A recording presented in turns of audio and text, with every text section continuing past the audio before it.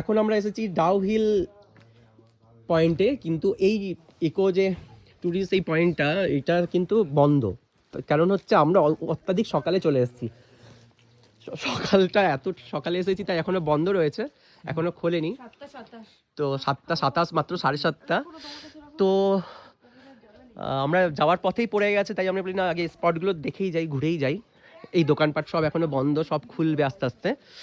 তো ভেতরটা এত সুন্দর, সেই রাজ সিনেমার ফিলিংসটা এখানে হবে, মানে সেই জঙ্গল ঘানাঘাটা এবং ভেতরের ভিউ খুব খুব সুন্দর।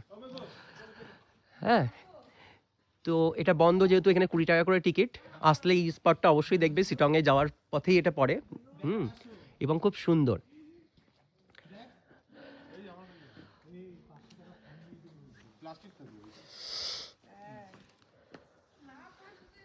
जब कभी भी जाना पड़ेगा, आते समय थोड़ा देर होने से ऐसे होगा।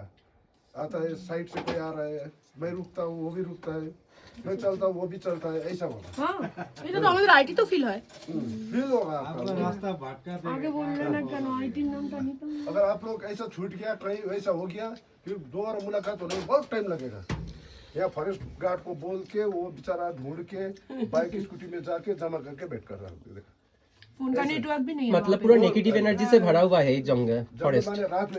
रात में नेगेटिव एनर्जी फील होता है। नहीं, मैं अर्ली मॉर्निंग आया हूँ ना, तो मुझे ऊपर जाने के बाद वो फील हो रहा था, तो इसीलिए आप बोल रहे बोल के मुझे अच्छा लगा। ऑटोमेटिक आपको अंदर एक ठो माने डर जैसा होगा। और डर तो नहीं लग रहा था, लेकिन कुछ है ऐसा फील हो रहा था।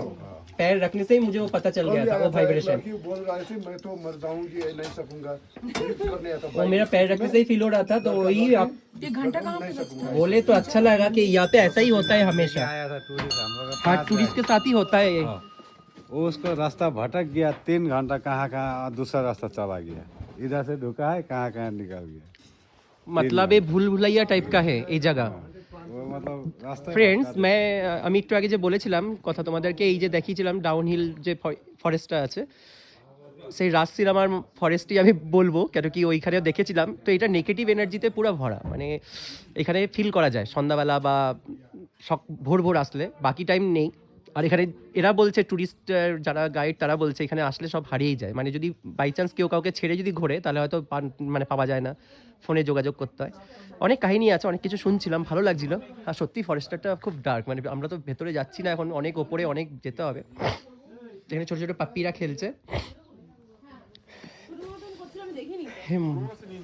আমরা এখানে একটু মোমো টোমো খাচ্ছি, সবাই ম্যাগি ট্যাগিস খাচ্ছি, ভালো লাগছে বেশ।